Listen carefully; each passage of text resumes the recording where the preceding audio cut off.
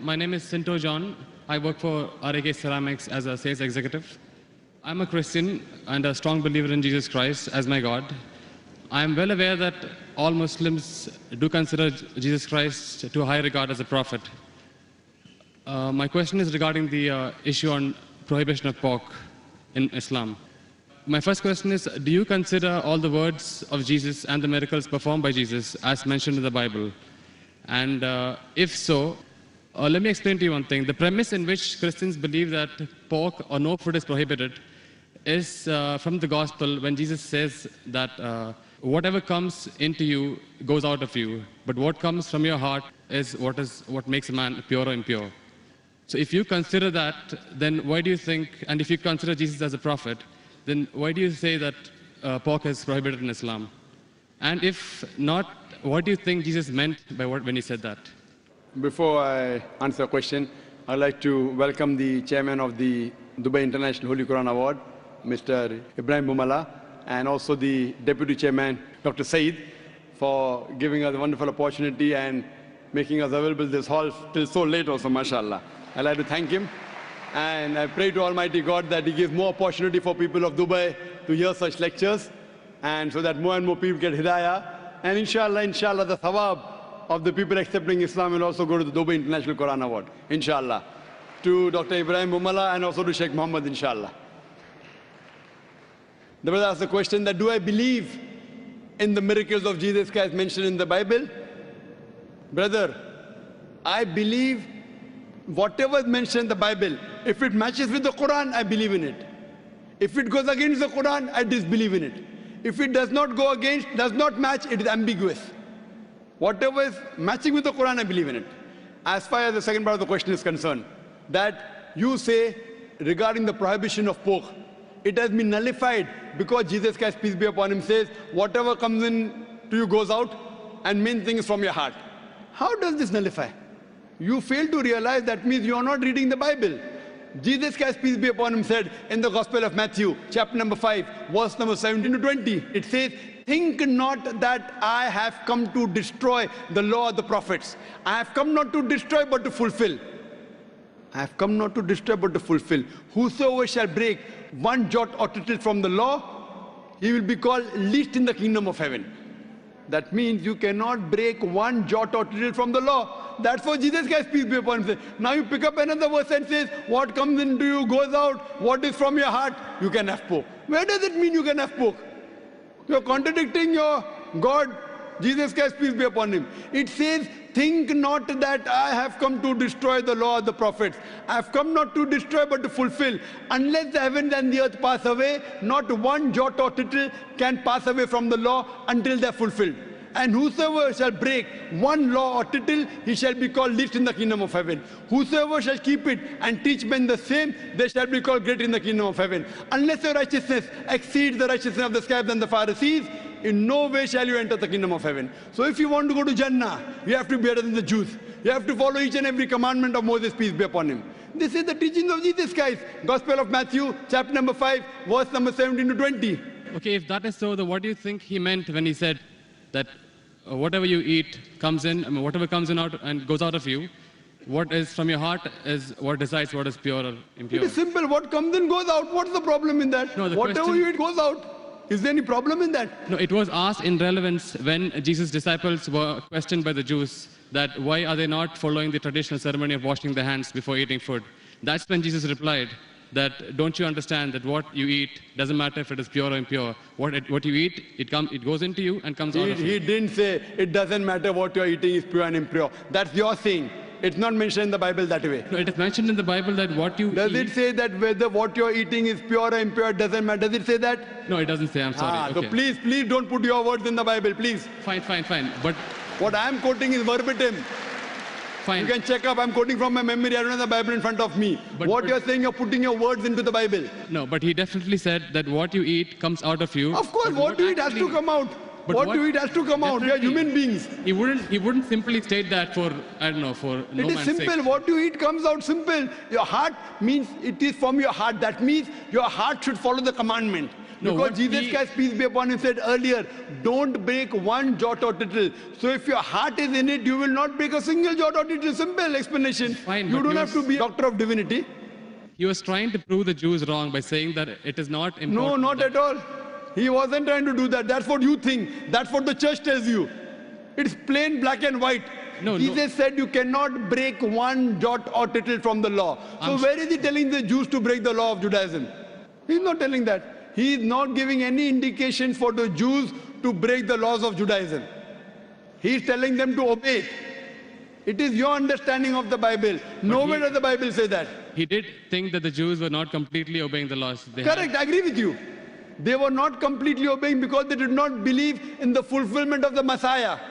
Because the Jewish scripture says there's a Messiah to come. We Muslims, we believe in it. The Jews don't believe. So he was trying to explain to them, I am the Messiah. But that doesn't mean he was trying to break the laws of the Jews. He was trying to fulfill. Think not that I have come to destroy the law of the prophets. I have come not to destroy but to fulfill. Simple. I am asking you, do you have pork, brother? I'm sorry? Do you have pork? Yeah, I mean, occasionally. That means you're not a good Christian. You're not a good Christian. Even occasionally you break one law or tittle, you shall not go to Jannah. Not Quran says that, Bible says that. Even if you have pork and you break one law or a tittle, you shall not go to paradise. You shall not enter eternal life. And you said that you are a practicing Christian. You said you believe Jesus Christ is God. I don't believe Jesus is God, but I follow his teachings. I love him more than you. This is what Jesus said. It's from the heart. This is the explanation of your verse. It's from my heart. I love him. I love Jesus Christ. Peace be upon him. Do you? I don't think so. It is I do. theoretical, not I from do. your heart. Verbally, yes. No, I do, very strongly. So if you strongly believe in Jesus Christ, peace be upon him, why are you disobeying him? Why? Why are you disobeying him? I don't think I am disobeying him until now. But I'm quoting you from the Bible, Gospel of Matthew chapter 5 verse 17. Think not I have come to destroy the Okay. law of the prophets. And Okay. I've given you quotation from Leviticus chapter 11 verse 7 to 8, Deuteronomy chapter 14 verse number 8, Book of Isaiah chapter 65 verse number 2 to 5. References. Okay, if that's the case, in the Old Testament it is said that an eye for an eye, a tooth for a tooth. But what did Jesus Christ say? If somebody slaps you, show him the other side. Now what isn't that like a defying of the law? No, Isn't it's that a not correction? defined. I will give you. What you're quoting is references from the Gospel of Matthew chapter number 5 verse number 38. Okay. I will give the quotation. I It has- don't want the quotation, I want the answer for my question. But first I'll give the quotation reference, then I'll give the answer. Na? Fine, fine. I always give with proof. You believe without proof, you can do that. I'm a man of proof. With references from your scripture. Okay. Gospel of Matthew chapter number 5 verse number 38. It has been said of the old times that an eye for an eye and tooth for a tooth. But I say unto you, whosoever takes a shirt, give him the cloak. Whoever walks with you 1 mile, walk with him twain. Whosoever offers you one cheek, offer him the other. That's it. It doesn't mean that he's going against it. But He's is showing there- it has been said of the old times. But those two laws don't correspond. They are totally different. They're totally against each other. But those things, what Jesus Christ, peace be upon him, said, it's time to get remedy. People misunderstood. They misunderstood the law. An eye for an eye and tooth for a tooth means there should be justice. That doesn't mean someone by mistake, a child is playing cricket, and if the ball hits the eye, that doesn't mean you break his eye. People misunderstood the message. He was correcting it. Same way how you misunderstood the message that Jesus said had pork. Where did he say have pork? It means that people misunderstood. They are following the law by the letter, not by the spirit. What you have to realize that it means that if by mistake someone is playing cricket and suppose the ball hits the eye, that doesn't mean that you have to take the eye of the boy. So you have to follow the law in the spirit. And you have to see the meaning of it. That's important. That's what Jesus Christ, peace be upon him, tried to explain. I'm asking the question, will you follow Jesus Christ, peace be upon law today? If someone slaps you on one cheek, will you offer the other? There are many people waiting in the queue. Will you do that? I'm sorry? There are many people waiting in the queue. Okay. Will you follow Jesus' law? If someone slaps you, will you offer the other? No, but that is wrong then. According to me, it is wrong. According to you, it is correct, na? You believe Jesus Christ is your God, peace be upon him. Yes. If someone slaps you, will you offer the other cheek and come on the stage here? We'll have many people slapping you. I didn't understand actually. It's not clear. That verse of the Bible also says someone slaps you on one cheek, offer the other.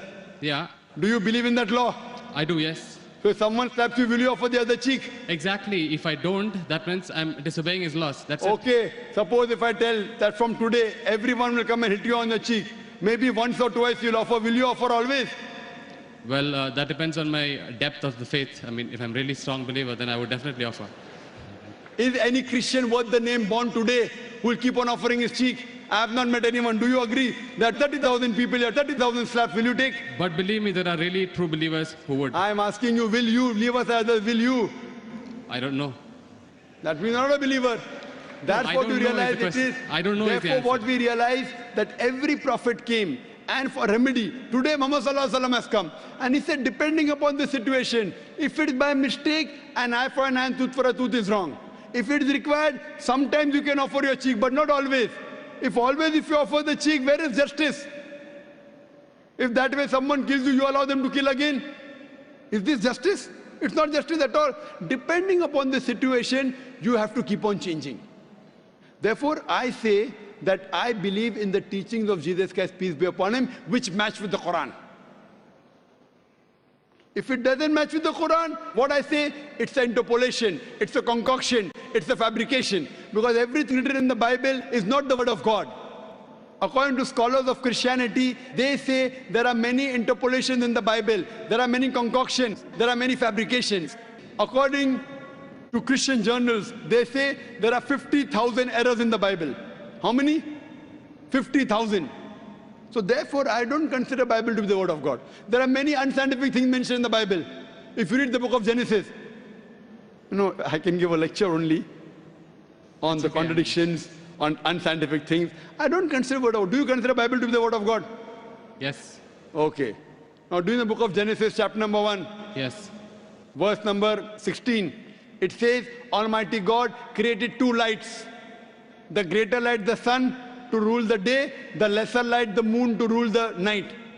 Bible says the light of the moon is its own light. Do you believe in that? The light of the moon is? Is its own light. Do you believe in that? No. That we don't believe in the Bible. Bible says in the book of Genesis, chapter number 1, verse number 14, Almighty God, He created the earth on the third day, created the sun on the fourth day.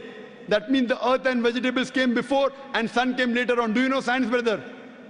I'm sorry? Do you know science? Yes. The Bible says earth came first and then came sun. Is it correct? I don't know. No. Scientifically, is it correct? The earth came first and? Then the sun came. Earth came on the third day, sun came on the fourth day. Is it possible? We know the sun is the parent body in the solar system. All the planets that revolve around the sun, they are the bodies from the sun. You know the Big Bang? Yes. So it is created simultaneously. But the Bible says earth on the third day, along with vegetables, sun on the fourth day. How can the vegetables survive without sunlight? Is it possible? If God can make it that way, why not? But do you believe in that? See, what God can do, but will God do something which is wrong? Illogical thing God will do. See, reasoning with God, I don't think it is in our scope. It is beyond our scope. It is not in your scope, but in the scope of human beings like me. God has to be logical. You can't be illogical. Then if you say illogical, then you believe every monkey, any stone, any tree is God. But what Brother, what our brothers in India do, everything is God for them. And then you say, don't argue with God, don't reason with God. So then you start worshipping the stone also. Brother, you can't be illogical. Seek ye the truth shall free you. Thank you. So hope you seek the truth, brother. Sure. I appreciate the